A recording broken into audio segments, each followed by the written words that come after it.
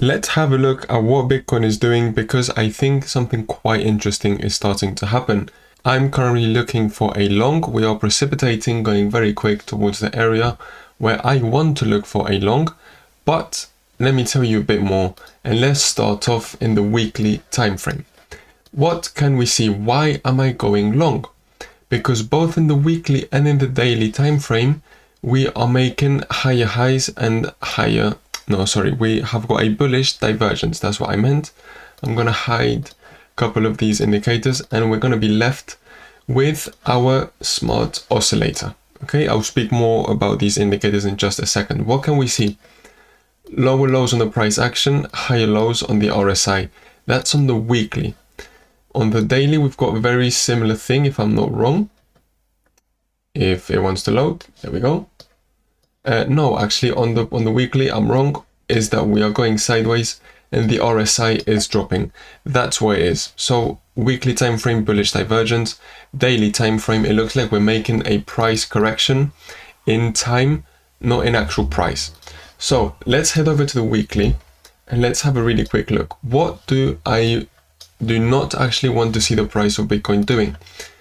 We're now seeing a drop, which we will see in the lower time frames.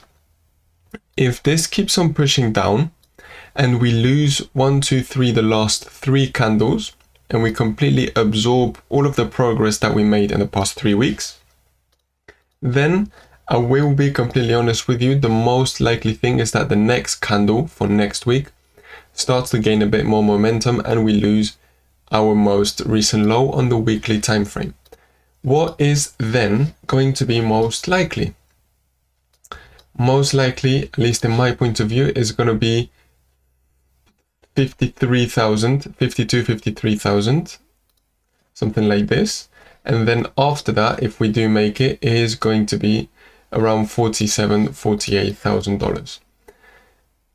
This is what I'm currently seeing. Until this happens, until we don't lose this low, until we don't lose 1, 2, 3 weeks of progress in one single weekly candle, I'm still going to be fairly bullish because I've got things that are making me think I can still be bullish. So based off of that, something's telling me we could get some sort of a push up. That's not what I meant. I meant something like this. Okay, so let's drop down the time frames and let's have a quick look at what I'm looking to trade. We can start doing one thing, and that first thing is going to be identifying the top side of the range in which we have been trading in. Because really, all that we have been doing is a range with higher highs and higher lows. What's the issue with that?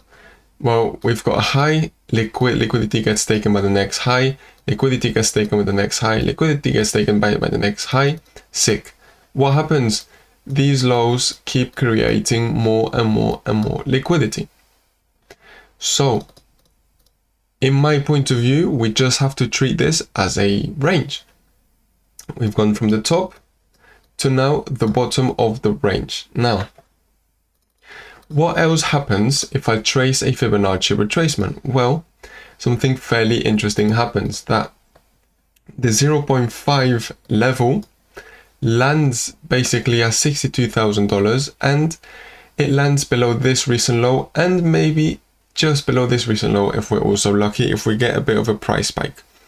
It's also the bottom side of this range. Therefore, what would the first trade be? The first one would be a long at the 0.5 level, ideally, which is the area where I would really like to see the price of Bitcoin go, would be at the 0.618. Why?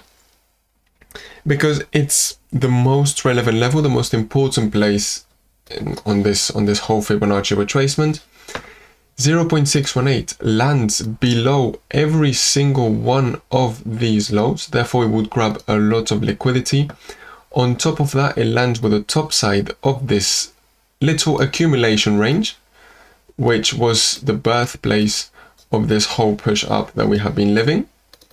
And then on top of that, just to end it, you know I really like my ranges, it's the value area low. We hit the major resistance on the value area high, lost the point of control, currently losing it. we could just get a cascade of liquidations, and then make it to the value area low. And then from the value area low, it would be rude to not look for a long. Therefore, what am I going to do? I'm going to personally take my first trade on 62,000. 62,000. If we get really lucky, we see the price go straight below here. That would be amazing. The RSI looks like it's still got a bit more strength, which is why there's a little part of me that does want to wait till the 0.6618, but there's a little part of me that has got some PTSD of seeing the price make moves without me. Therefore, I personally think there's two options. One is averaging out. You go long 1, you go long 2. That does not mean if every trade that I take is of $1,000 that I go $1,000 and then another 1,000. No, that means I've got 1,000.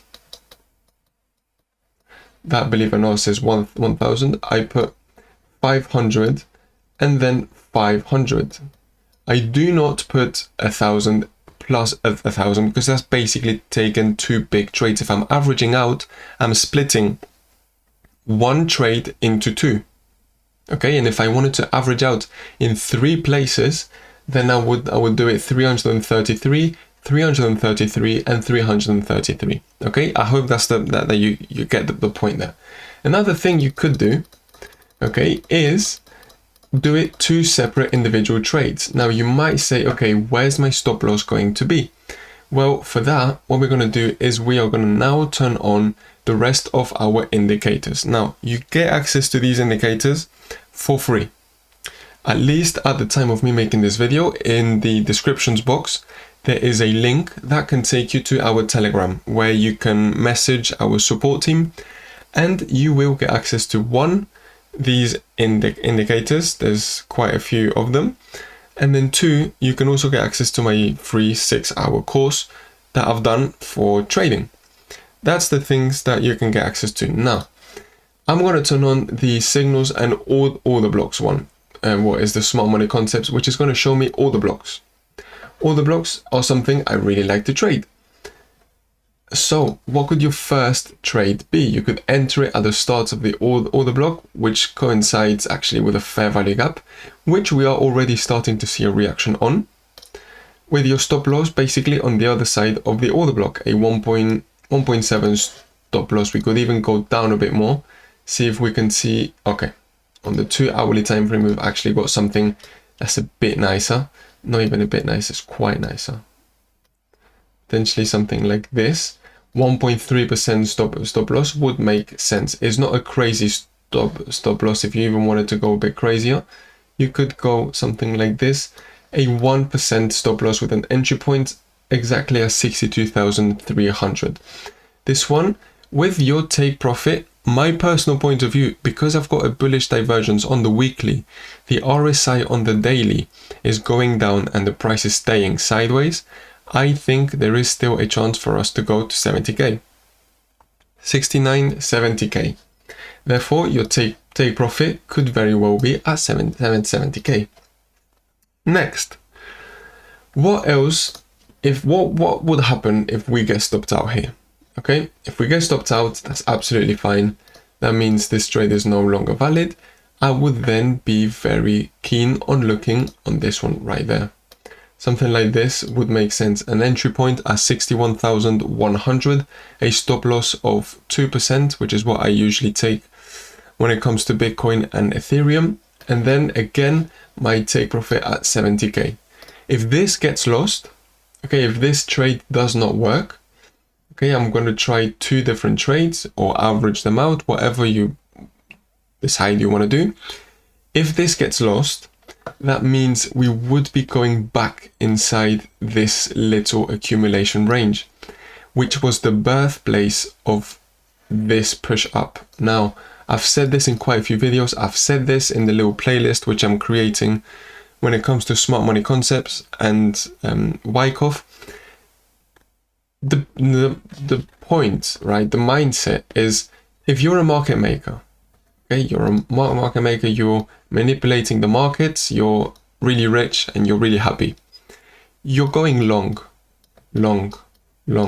Your entry point, let's say, is around here, is in this accumulation range. You see the price is coming down. If you are able to manipulate the markets, would you not come to the rescue for your trade to make sure that you don't lose money? I think yes. I think it's common sense. I think any reasonable human being who has the ability to make the price of Bitcoin do what you want it to do, if you see that your long is in danger and you're starting to lose money, come to the rescue and push the price back up.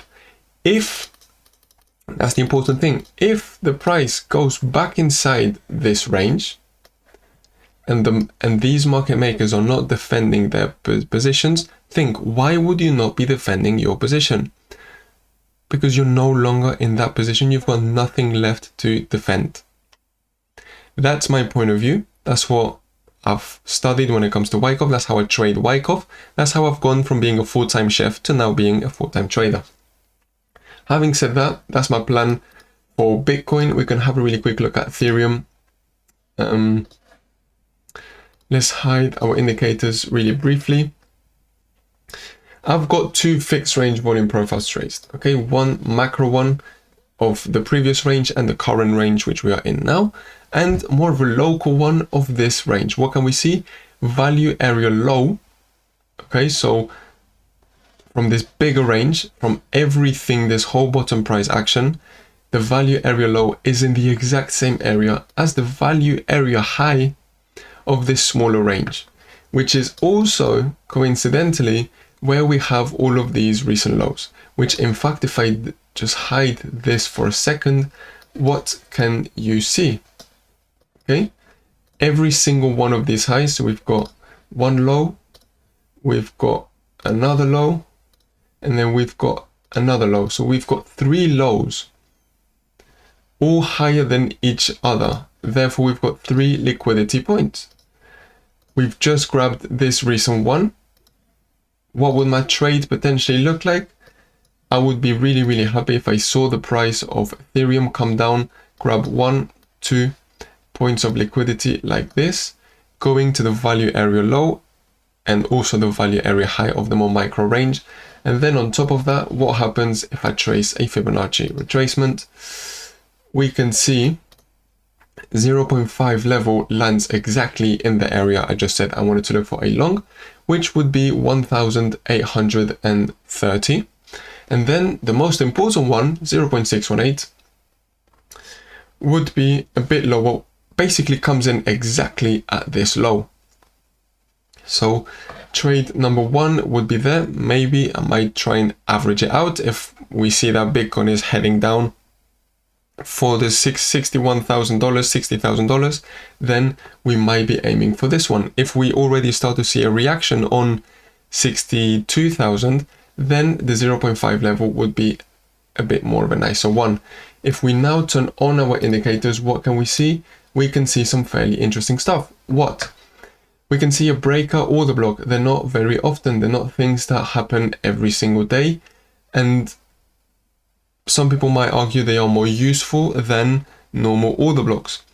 We've got a breaker order block inside a massive 4-hourly fair value gap. This could be a fairly nice trade. Something like this would make sort of sense. There we go. That is potentially something I would be looking for. Take profit. Where? Point of control, which we haven't made it yet. Okay, that's roughly what I'm looking for. That's roughly what I'm going to be trading. I've told you for Bitcoin. I've now told you for Ethereum. I think that's it. I think that's my job done. I'm going to end the video here. I hope you're having a lovely day. Hope you're having a lovely week. Make sure to leave a like. Make sure to also subscribe and make sure to come back here on Sunday for another daily market update to see what our trades are doing. Thank you so much for watching and see you soon. Bye bye.